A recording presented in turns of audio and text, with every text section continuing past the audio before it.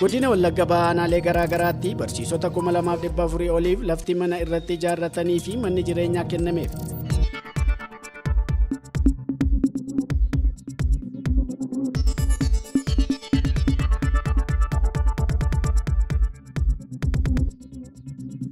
Godina Wallagga Baanaalee garaagaraatti barsiisota 2400 oliif lafti mana irratti ijaarratanii fi manni jireenyaa kennameef. Haaluma kanaan aanaa Waayyuu Tuqaattis lafti kaaree meetira 4800 kennameera. Gaaffii lafa mana jireenyaa yeroo dheeraa barsiisonni kaasaa turan deebii akka argatuuf hojjetamaa jiraachuu bulchaan aanichaa obbo Amaanuel Mokonnoon himanii barsiisonnis kana hamilee godhachuun lammii naamusaa fi beekumsaan qarame oomishaa jiran akka itti fufan dhaamaniiru. Akka aanaa keenyaatti qulqullina barnootaa mirkaneessuudhaaf hojiiwwan gurguddaa hojjechaa jirra. Hojiiwwan hojjechaa jirru keessaa tokko keessumaa barsiisonni mana jireenyaa argachuu qabu. Mana jireenyaa isaan bakka hojii isaaniitti mijeeffachuudhaaf immoo lafa adda baasnee guyyaa har'aa kana kaaree 4,800 adda baafnee waldaa lamaaf laachaa jirra jechuudha. Waldaa lama nama 24 laachaa jirra. Kana duwwaa miti akka walii galaatti waldaa 12 jechuudha kan ijaarre. Waldaa 12 ijaarre barsiisota 144 jechuudha kan inni qabu. Dursinee waldaa lamaaf jalaa laachaa jirra. Taansinee sillaannaa waan manneen barnootaa keenya keessatti keessumaa barsiisaa hojii wal qabate iddoo hojii isaa taa'ee akka hojjechuu qabu. Kanneen magaalaadhaa lafa laachuu qabnu lafa laannee fi kanneen immoo baadiyyaa jiraatan immoo qe'ee barnootaa kan jedhu qe'ee manneen barnootaa kan jedhu bakka sanatti hirmaannaa uummataatiin manneen barnootaa bukkeetti manni ijaaramee fi haalli mijatee fi fedhiin barsiisota keenya guutamee dirqama isaanii immoo akka isaan ba'uu danda'an gochuudhaaf hojjechaa jirra. Egaan lafa kana gaafa dabarsinee ilaalluu fi barsiisota irraa kan eegamu tokko lafa dabarsinee ilaalleef kanarratti mana irratti ijaarratee ofirratti jiraachuudha kan qabu malee dabarsee gurguruu qabu qaama biraatti darbuu qabu lafti kuni kanatu irraa eegama. Iddoo kanatti mana ijaarratee dafee hatattamaan liqa si mijeessinaa fi baankii siinqee hojii waliin taane akka inni dafee mana isaa ijaarratuuf liqa mijeessinaa fi bakka kanatti dafee mana ijaarratee hojii baruuf barsiisuu idileedhaan bakka hojii isaa taa'ee hojjechuu danda'u tura jiraata. Aanaa Waayyuu Tuqaatti barsiisonni lafa argatan yaada kennaniin lafa mana jireenyaa irratti ijaarratan argachuun isaanii rakkoo manaa hiikuurra darbee hojii isaanii tasgabbaa'anii akka hojjetan akka isaan gargaaree dubbataniiru. Guyyaan har'aa kun unuuf guyyaa addaadha. Keessumattiyyuu akka aanaa kanatti akka aanaa Waayyuu Tuqaatti lafti mana jireenya barsiisotaadhaaf laatamuun isa jalqabaadha. Inni kunis egaa bu'aa bahii hedduu keessa darbee tarii qaamni dhimmi ilaalu hundumtuu irratti hirmaachuudhaan ga'ee leencaa ba'atanii wanti kun akka inni laatamuuf warra godhan baay'een galateeffadha.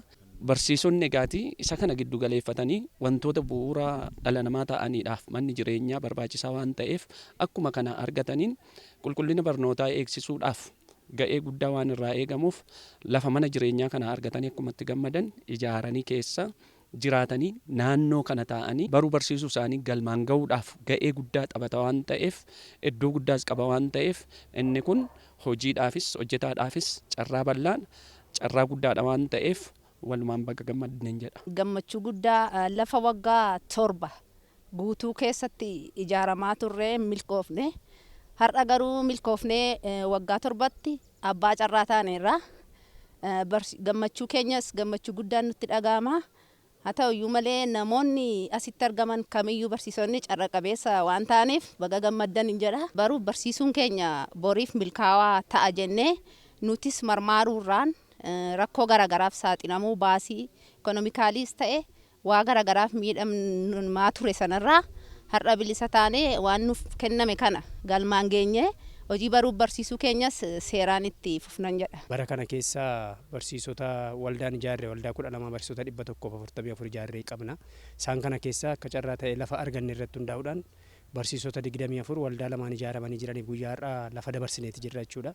Egaa bara kana hojii qulqullina barnootaa mirkaneessuu fi hojjetamuu qaban hojiilee hedduu hojjenneeti kan jirru. Daataa barataa bara kana hin galmeeffannee qabanne 24 barnoota bu'uura boruurraa kaasnee amma sadarkaa lammaffaan kutaa 12tti jechuudha. 24 karoorfanne 20 olii galmeessineeti kan jirru. Isaan kun hojii baruuf barsiisuu irratti bobba'aniiti kan jiran jechuudha. Akkuma kana barsiisota illee barsiisota 632 bara kana hojii baruuf barsiisuu irratti bobba'anii hojiin barnootaa geggeessaadha kan jirru. Kanaan cinagaa hojii qulqullina barnootaa mirkaneessuudhaaf hojiilee hedduudha bara kana kan nu hojjetaa jirru. Keessattuu lafa jireenya mana barsiisotaa kennuudhaan wal qabatee waan amma kaase akka jiru ta'ee qe'ee mana jireenya barsiisotaatti illee barsiisonni naannoo mana barumsaa turanii hojii baruuf barsiisuu akka isaan geggeessaniif mana jireenya barsiisotaa naannoo mana barumsaatti mana 94 ijaarree barsiisonni fagoorraa akka hin deddeebineef akka isaan achi ta'anii barsiisan taasisneeti kan jirru barsiisota dhalootaan iddoo sana jiraatan itti daballee jechuudha. Gama biraadhaan hojiin faasilitii mana barumsaa guutus hojii bal'aadha kan hojjetamaa ture. Bu'uura boruu ijaarreerraa akkuma kana suphaan daree wantoota garaagaraa hojjenneeti jirra jechuudha. Godina Wallagga Bahaatti rakkoo mana jireenyaa barsiisotaa furuu barsiisota 2,400 ol lafa mana jireenyaa fi manni ijaaramee kennameera kan jedhan itti gaafatamaan waajjira barnoota godinichaa obbo Tuulii Addunyaa gaaffii barsiisotaa guutummaatti deebisuu fi fedhii fi dhiyeessii wal simsiisuuf hojjetamaa akka jiru hubachiisaniiru. Naannoo Oromiyaatti qulqullina barnootaa mirkaneessuuf inisheetiiviiwwan garaagaraa boocuun hojjetamaa jiraachuu Biiroo Barnoota Oromiyaatti dursaan garee dhaabbilee barnoota olaanoo obbo Rattaa Naga'oo himanii inisheetiiviiwwan boocaman keessaa barsiisonni lafa manaa argachuun isaanii bira tasgabbiin barattoota isaaf eegumsa ga'aa kennuu akka danda'an taasisuudha jedhan. Bakki manaa kennamuun dhiibbaa jireenyaa hir'isuurra darbee barsiisonni caalmaatti kaka'umsa hojii akka qabaatan taasisa kan jedhame yoo ta'u barsiisonni lafa mana jireenyaa hin arganne deebiin ayataan akka kennamuufis himameera. Qulqullina barnootaa mirkaneessuu keessatti barsiisaadhaa fi lafa mana jireenyaa kennuun akka inisheetiivii tokkotti qabamee qulqullina barnootaa mirkaneessa jedhee biiroon barnootaa gadi buusee jiru giddu galeessa godhachuudhaan nus akka godina keenyaatti sirriidha jennee fudhannee karoora barsiisota keenyaaf lafa mana jireenyaa fi mana jireenyaa laannaa fennee barsiisota 3,017 kan nuyi karoorfannee jirru. Kana keessaa barsiisota 430 manni jireenyaa ijaaramee akkasumas immoo barsiisota 210 immoo lafti mana jireenyaa kennamee kan jiru.